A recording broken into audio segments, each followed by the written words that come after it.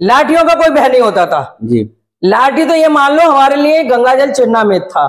अगर लाठियों का भय होता है तो हम रामकाज कर ही नहीं पाते जी। हम गली मोहल्ले में बहनों को इकट्ठा करते थे, मंदिरों पे इकट्ठा करते थे, कीर्तन करते थे, भजन गाती थी बहनें।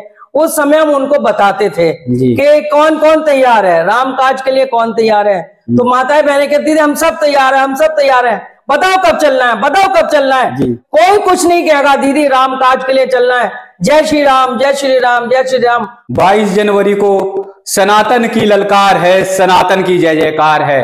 22 जनवरी को अयोध्या में भव्य राम लला विराजमान हो रहे हैं। लेकिन राम मंदिर आंदोलन के लिए बहुत लोगों ने बलिदान दिया, अपने प्राणों की बाजी लगा दी। त्याग, समर्पण, बलिदान की वो गौरव गाथा आज पूरे भारत के कड़कड़ में समाई हुई है।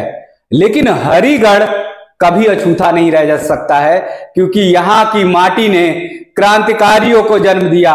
बाबूजी कल्याण सिंह जी का यहाँ से जो गहरा नाता रहा, उन्होंने राम मंदिर बनवाने में बहुत बड़ी भूमिका दी।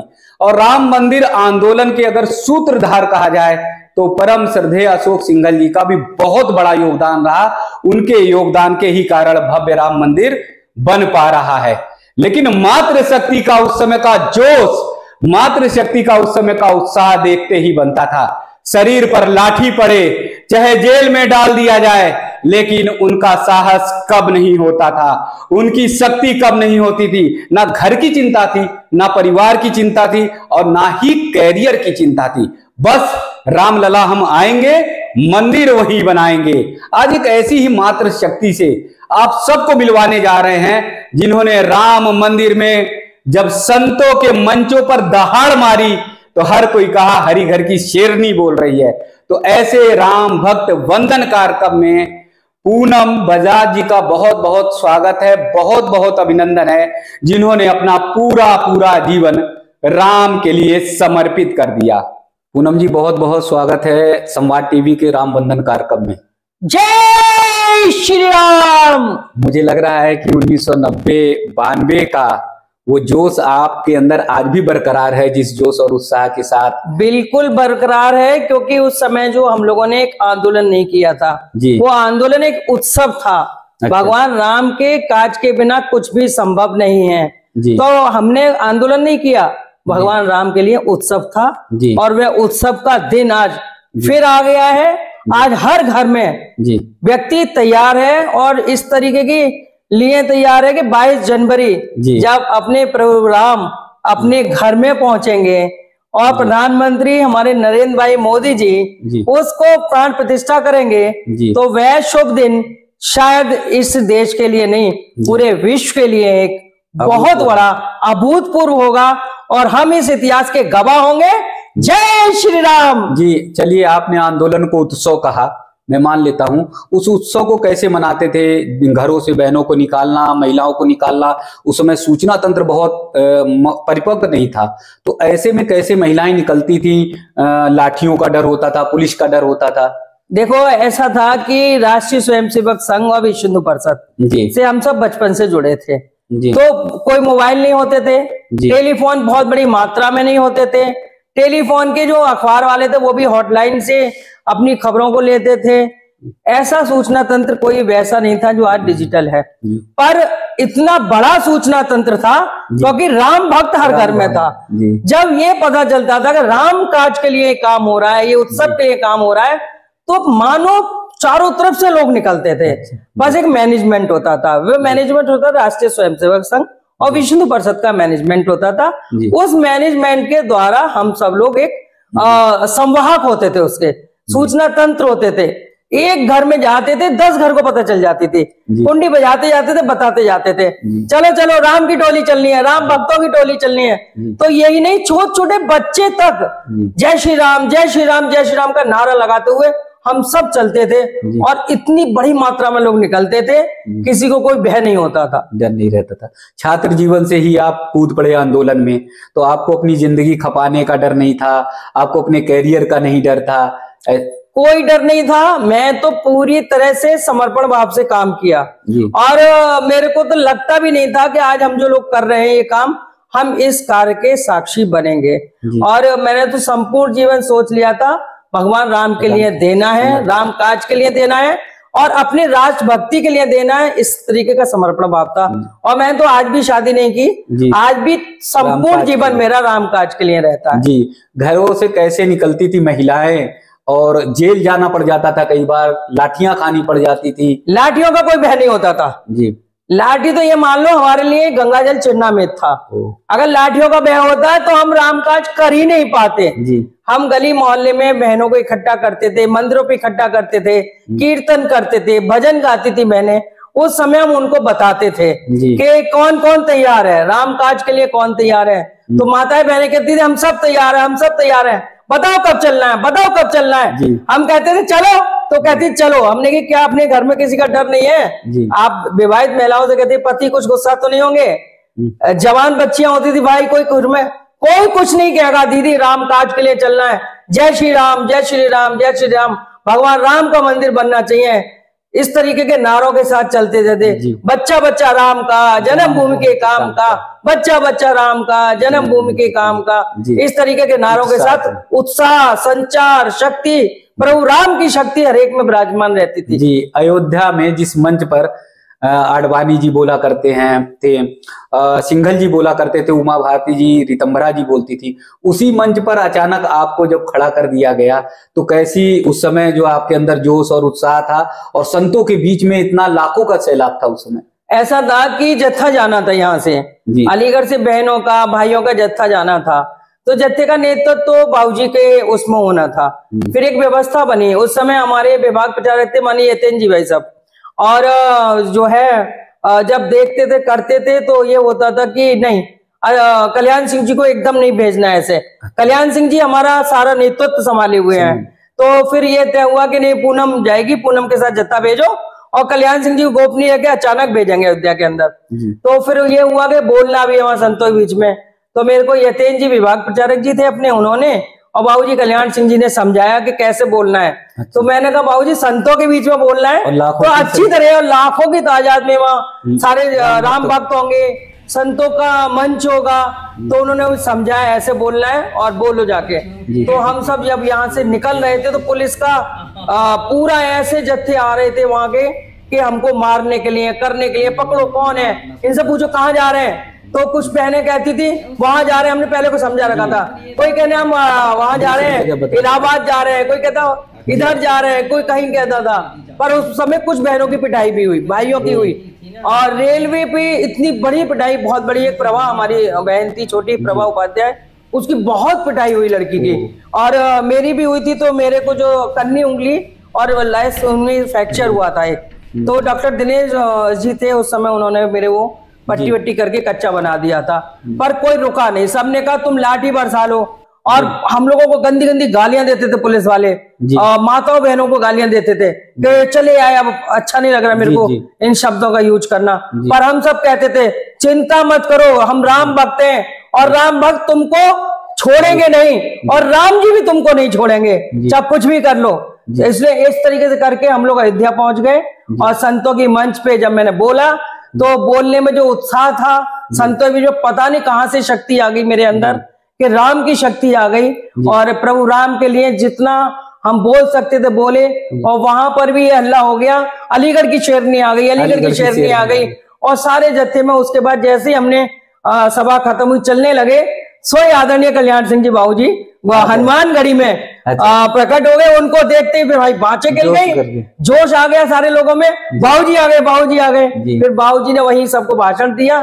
फिर वहां पर बाबूजी के नेतृत्व में सबकी गिरफ्तारियां हुई और हम लोगों को काफी दूर ले जाके, बाबूजी को तो वो अलग ले गए पुलिस वाले, हम सबको काफी दूर ले जाके उन्होंने छोड़ दिया। ये भी चिंता नहीं कि लोग कैसे जाएंगे, कहाँ जाएंगे, किंतु वहां के गांव वालों का जो उत्साह था, जो राम भक्तों में उत्साह था, सबने कहा चिंता मत करो, हमारे घर में रहो, हमारे घर में रहो। कोई खाना ला रहा था, कोई चाय बना रहा था, और सड़कों पे अलाव जला दिए गए उन्होंने, और चूल्हे बना दिए गए। और इतनी बड़ी व्यवस्था राम भक्तों की कि वो उत्साह था। और उस उत्सव को देख के मन हमारा ऐसा था कि हमको इसी काम में लगे रहना, अब घर जाना ही नहीं है। जी, बहुत ज्यादा आप लोगों का उत्पीड़न भी हुआ, मुकदमे दर्ज हुए, फिर सरकार ऐसी रही कि आप लोगों को बहुत मुश्किलों का सामना करना पड़ा। मुश्किलों का उसका तो कोई किसी को डर ही नहीं था, हम उसको मुश्किल मानते ही नहीं है। प्रभु राम जब 14 वर्ष वनवास में रहे, उन्होंने कितने कष्ट सहन किए, तो वो मुश्किल का दौर हम लोग नहीं मानते, कोई भी माने। हम तो कहते हैं भगवान राम के लिए काम कर रहे हैं, कोई मुश्किल नहीं, गोलियां चलाएं, डंडे बरसाएं, कुछ भी किसी को डर नहीं था। पर सब लोग काम में लगे रहते थे, माताएं बहनें, हम कभी 50 बहनें तैयार करते थे, दूसरे दिन 60 तैयार हो जाती थी, 60 करो 70 तैयार हो जाती थी। एक ऐसा उत्साह था, सरकार का बहुत कड़ा पहरा था। कड़ा पहरा तो इतना था कि मैं आपको क्या बताऊं, हम लोगों के घरों पे नसैनियां लगा दी जाती थी, और जो पुलिस का तांडव होता था, वो तांडव इतना विकराल होता था कि घरों की कीमती चीजों को तोड़फोड़ करते थे, कुछ ऐसे भी तो चुरा ले जाते थे, पर परिवार डिगा नहीं, झुका नहीं। परिवार कहता था कोई जरूरत, चिंता मत करो, भगवान प्रभु राम फिर सही करेंगे, लुटेरे हैं लुटेने दो। राक्षस कितने दिन राज कर पाए, राक्षसों का सर्वनाश भी भगवान ने किया था, इनका सर्वनाश भी हमारे भगवान राम करेंगे। जय श्री राम जी। ऐसा वो नहीं रहता था कि इतने ज्यादा प्रताड़ित कर रहे हैं तो हमारा ही देश है, हमारे ही राम है, और उस देश में जो है ये तो दुख होता ही था कि हमारा इतना बड़ा हिंदू जनमानस, और आज हमारे देश में, भारत देश में हमारे भगवान राम जो है, किस तरीके से आज हमारे ही सारे मंदिरों को विध्वंस किया जा रहा है, जिन आक्रांताओं ने विध्वंस किया, और आज हम रह के अपनी चीज को तो मांग रहे हैं, अपने धर्म स्थल को ही तो मांग रहे हैं, अपने धर्म स्थल का ही तो जीर्णोद्धार करके उसको बढ़िया बनाना चाहते हैं। पर अफसोस था, जिस तरीके के शासक आए, ऐसा लगता था मुलायम सिंह जो है मुगलों के शासक हैं और मुगलों की तरह काम कर रहे हैं, तो ये दुख होता था बहुत। पर भगवान राम के भक्त बिल्कुल झुके नहीं, और उन्होंने जो काम करना था वो करते थे। जी, जिस राम को लेकर दशहरे की छुट्टी होती है, दीपावली की छुट्टी होती है, उन्हीं राम को देश के कुछ लोगों ने, कुछ पार्टियों ने जो है नकारा और काल्पनिक तक बताया। देखो, जिन लोगों ने नकारा, जिन्होंने काल्पनिक बताया, जो अपने अंदर मन में तो मानते कि राम है, पर कहने को वोट बैंक की राजनीति के लिए वो कहते राम नहीं है, काल्पनिक। पर भगवान प्रभु राम ने उनको नकार दिया। आज कहाँ है?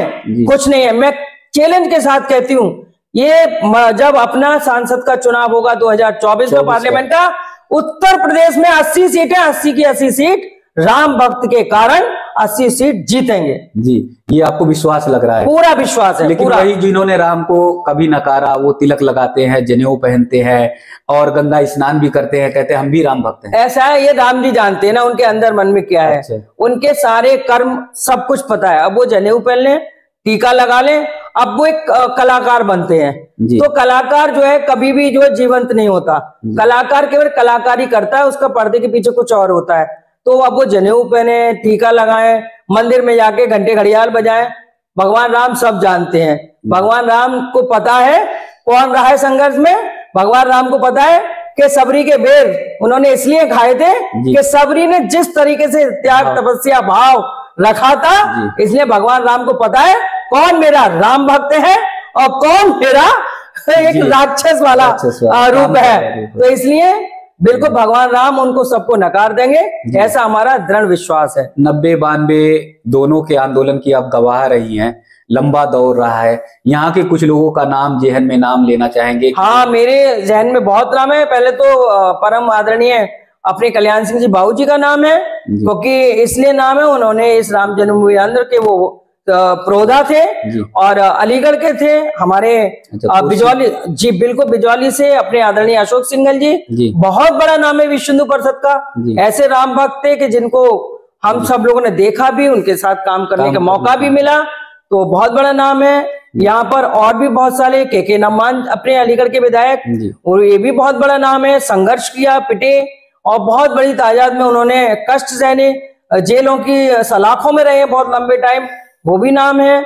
अपने युवाओं में सत्यप्रकाश नम्मान का भी नाम है, उन्होंने बहुत काम किया। अपने यहाँ सिद्धार्थ हैं, बजरंग दल में काम किया उन्होंने।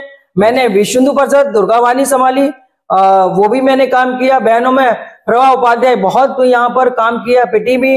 अब डॉक्टर पद्मा शर्मा जी हैं, कृष्णा जी को भी हम लोग निकाल के लाए, कृष्णा जी को भी हमने अपने साथ लगाया। शालिनी तिवारी थी, प्रियंका है, बहुत ऐसे नाम है कि मैं कितने लोग बताऊं, बहुत सारे ऐसे राम भक्त जेलों में डाल दिए गए। अब जेलों में अगर डाला जाए तो देखा जाए, जब हम लोग मशाल जुलूस निकलवा रहे थे तो उसमें दीपक रेस्टोरेंट वाला विपिन है, और विपिन गर्ग है, दीपक गर्ग है, नीरव अरोरा है, और संजय शर्मा है। ऐसे भी बहुत सारे नाम थे। हमारे कजिन खत्म हो गए, डॉक्टर राकेश आर्य जी बहुत सेवा करते थे हम लोगों के साथ, हमेशा ध्यान रखते थे। वो आज नहीं है, डॉक्टर राकेश आर्य जी।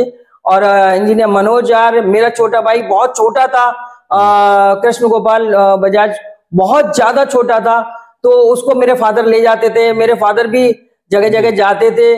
ऐसे बहुत सारे नाम थे। अपने आदरणीय खिल्लुमल सिंधी जी थे, जो इस समय दुनिया में नहीं है। मतलब हरिगढ़ की जो धरती है वो क्रांतिकारी है, बिल्कुल। भगवान दास नेताजी थे, अपने रघुराई गर्ग इस समय है, और ज्योति जी थे, और शांति स्वरूप माहेश्वरी जी थे, और बहुत सारे ऐसे नाम है कि जितेंद्र जीतू बहुत छोटा था और उस समय जेल में डाल दिया गया। मतलब उस समय कुछ खोने का डर नहीं था और कैरियर का कोई डर नहीं था, ना कैरियर का डर था ना खोने का डर था। खोना क्या था? राम भक्त कभी क्या खोता है? राम भक्त कुछ नहीं खोता, राम भक्त सब कुछ पाता है। और कहते हैं ना, हरि नाम में ही सब कुछ है, ओम नाम में सब कुछ है, सारा ब्रह्मांड समाया हुआ है। तो खोने का क्या गम था? कैरियर से क्या मतलब है? उस समय भी वकालत कर रहे थे, आज भी वकालत कर रहे, कहाँ कैरियर खोआ? पर हमने पहचान बहुत पाई, खोया कुछ नहीं, पाया बहुत। उस राम भक्त के आंदोलन ने, राम भक्त ने बहुत बड़ी पहचान। कौन जानता पूनम बजाज को? आज राम भक्त के कारण आज आप भी आए हैं, तो राम भक्त के कारण हमारा एक इंटरव्यू लेने आए हैं। तो खोया कुछ नहीं है, पाया ही पाया है। पर जिन लोगों ने राम भक्त को काल्पनिक कहा, उन्होंने सब कुछ खो दिया, सब कुछ खो दिया उन्होंने। जी 1990-92 का वो आंदोलन, और आज जो है 22 जनवरी की तारीख, तो एक तरफ तो वो आंदोलन था, एक तरफ ये उत्सव है, उसे कैसे देख रहे हैं? देखिए, वो भी आंदोलन नहीं था, वो भी उत्सव था। अच्छा। और ये बड़ा उत्सव है। 22 जनवरी को तो आप लगाइए कि पूरे घर सबके सजेंगे, देव दीपावली मनाई जाएगी। मैं आपको बताऊं, मेरी दोस्त है अमेरिका में, सीमा, उसका फोन आया, बोले भाई 22 जनवरी क्या तैयारी है? तो मैंने कहा हमारी तो बहुत बड़ी तैयारी, तू बता, तू विदेश में रह रही है। बोली इतनी बड़ी तैयारी है यहाँ पर भी कि यहाँ देव दीपावली मनाई जाएगी। बोले तुम लोग वहां मनाओ, हम लोग यहाँ मनाएंगे। और बोले हम उत्सुक हैं भाई कि कैसे भी इंडिया आए और हमें अयोध्या जाना है। तो यही नहीं, ये उत्साह है देश के अंदर भी और देश से बाहर भी। तो इतनी बड़ी मात्रा में देव दीपावली मनाई जाएगी। शायद जो दीपावली होती है उससे भी ज्यादा बड़ी दीपावली। जगह जगह अभी से लोगों की खबरें आ रही है, भाई आज हमारे यहाँ भंडारा होगा, 22 तारीख को आना है। अच्छा। वो कह रहा है 22 तारीख को आना है, वो कह रहा है 22 को प्रसाद बंटना है, कोई कह रहा है 22 तारीख को ये होना है, आना है। ऐसे बुलावे दिए जा रहे हैं लोगों को कि अगर उसके बेटे की शादी हो ना, तब इतना खुश नहीं होगा वो, किंतु जब 22 जनवरी का जो दिन है उसका पल के लोगों की झप्पी नहीं मार रही है, और हर समय उसका इंतजार है राम भक्ति का। जिस तरह से विदेशों में आप बता रहे हैं, अमेरिका में, तमाम और देशों में तैयारियां चल रही हैं उत्सव मनाने की, तो ऐसा लग रहा है कि राम जो है संपूर्ण दुनिया को जोड़ने वाले प्रभु हैं, भगवान। हाँ, प्रभु राम तो विश्व के हैं जी, और वसुदेव कुटुंबकम। अगर देखा जाए तो हिंदू जो धर्म है सबसे पुराना धर्म है। अगर नहीं होता तो हमारी लंका कहाँ पर है? रावण कहाँ रहता था? लंका। अब आप देखिए नेपाल से कितनी तैयारी में, कितना ट्रकों से सामान आ रहा है। तो अपनी पूरा संपूर्ण, तो पूरे विश्व के राम हैं। और एक दिन यही स्थिति, अब मैं अभी सुबह एक टीवी पे देख रही थी, तो वहां से ध्यान नहीं आ रहा है, इस समय सुबह ही आया वो कह रहे थे भाई कितना बड़ा 22 जनवरी का एक कार्यक्रम हो रहा है, उत्सव जो हो रहा है, उसमें शामिल होना चाहिए लोगों को, सबको शामिल होना चाहिए। तो जब विदेशों में लोग कह रहे हैं सबको शामिल होना चाहिए, तो प्रभु राम की शक्ति को वो भी समझ रहे हैं कि बहुत बड़ी शक्ति है। तो ये तो पूरे देश के लिए और विदेश के लिए, सबके लिए सौभाग्य का दिन है। और हम सब लोग बहुत उत्सुक हैं, और बिल्कुल लग रहा है बच्चा बच्चा राम का, जन्मभूमि के काम का।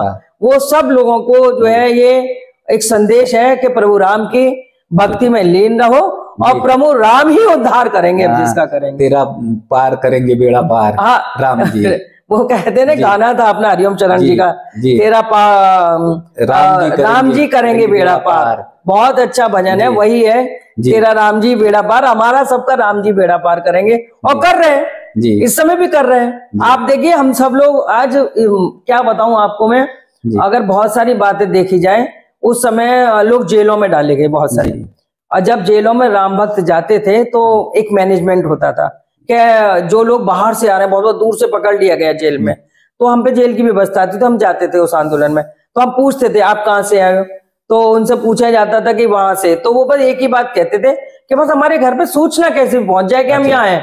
मतलब उनको कोई डर नहीं था उन लोगों को कि जेल में है, खाना नहीं। कोई कह रहा था कि सब्जी लेने निकले थे और पकड़ लिया, और क्यों पकड़ लिया कि उसके टीका लगा हुआ है, और टीका लग के केवल नारंगी कलर का उसका गमछा पड़ा है, कुछ नहीं, तुम राम भक्त हो, तुम अयोध्या जाना चाहते हो। पुलिस वाला उनको पकड़ के, और कहाँ का बंदा, फिरोजाबाद का बंदा, अलीगढ़ की जेल भेज दिया उन्हें। हम लोग उनसे मिल के आए, बोले हमें कोई चिंता नहीं, बस घर पे सूचना कर दो, अलीगढ़ की जेल में।